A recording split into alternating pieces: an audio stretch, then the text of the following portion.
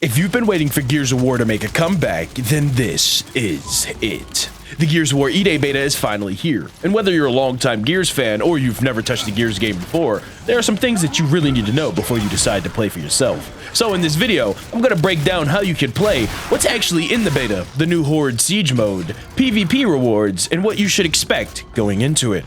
With all that being said, let's get into the video.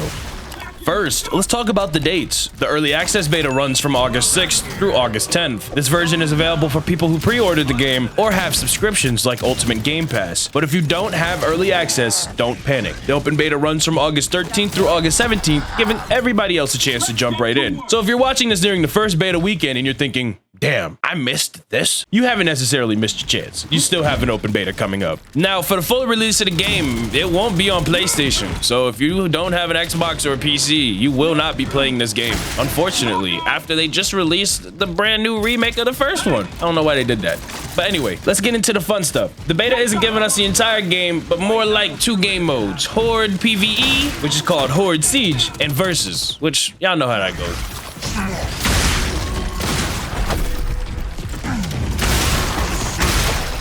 Horde Siege is probably the biggest addition. Gears of War is bringing back its iconic Horde gameplay, but they're making it much bigger. Horde Siege supports up to 12 active players. Yep, 12. And instead of sitting in one location and surviving wave after wave, multiple squads can operate across the battlefield with their own objectives. This isn't just a kill everything until the next wave starts type of situation.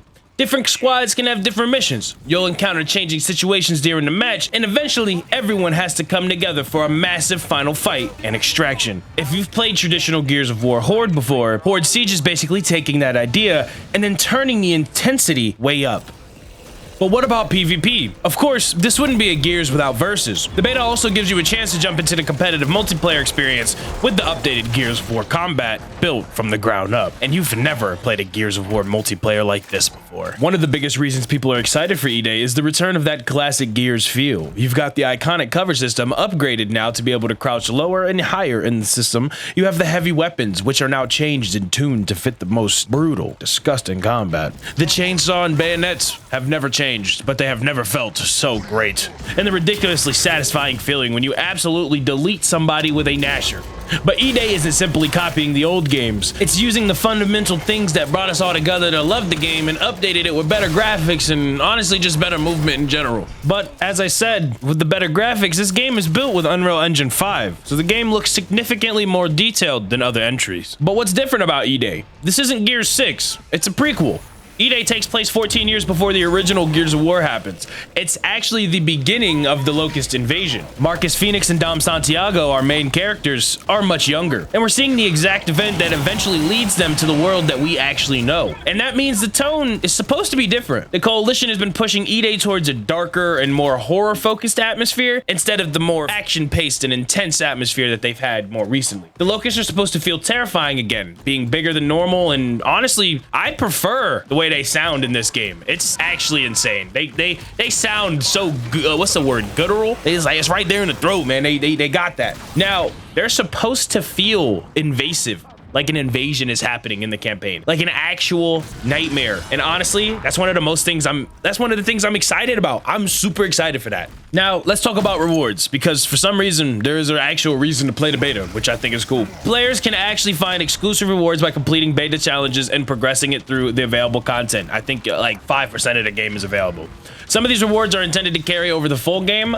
Some of them are not. So if you're already planning on playing the E-Day when it releases, you might as well jump into the beta and start earning some of this stuff. Now, if you can't read what's on the screen, I'll read it for you. You can get the Epic Blast Damage Mag's character skin if you hit level 20, which was not really hard. I actually have that. Rare Crush the Bug weapon skin set, which is extracting from Horde Siege 8 times on infantry difficulty. You're able to crush the bug banner if you get 25 headshots. Crush the bug emblem, which is perform 10 revives. Crush the bug icon, perform 5 prototype Lancer chainsaw executions, which you know your boy already did that. And the open beta medal and first in the fight title launch the beta. Now don't go into the beta thinking you'd get a lot of the game. There is not a lot of the game. A lot of the game is not here. There's missing guns, there's missing assets, there's a whole bunch of things. They just wanted people to get a feel of what the movement was going to be like and some of the game modes and some of the maps and how the climbing would work. Now if you're wondering to yourself, should I get this game? Should I play this beta? Yes. You should. You absolutely should play this game. If you haven't already played a Gears game before, this might be the best one to start with. And if you have played a lot of Gears before, this is going to be it's going to be fresh. This is probably the first beta in the last 2 years I played that I'm actually excited that I even played the game in the first place. So please go out there, try the beta. It is free. It's free, coming up soon. Save your calendar dates, because this is about to be one of the best games of 2026. Gears of War E-Day is shaping up to be one of the biggest Gears releases we've ever had. And after seeing what the Coalition is doing with Horde, the darker tone and the return of the beginning of the Locust War, I'm genuinely curious to see how this is about to turn out. The beta is your last chance to get your hands on the game before it comes on. So please, everybody, make sure you tap in with the beta, and good luck. You're going to need it. And if you see me in a match, please don't start this wall bouncing shit on me, okay? I have feelings. Now, if you don't know who I am, I'm Probably Stoned. I make content regularly, and I would appreciate it if you would share this video with somebody you know who wants to play E-Day. I'm gonna leave a little bit of gameplay here for you guys so you can see a little bit more action towards the end of the video and see what my next upload is gonna be like.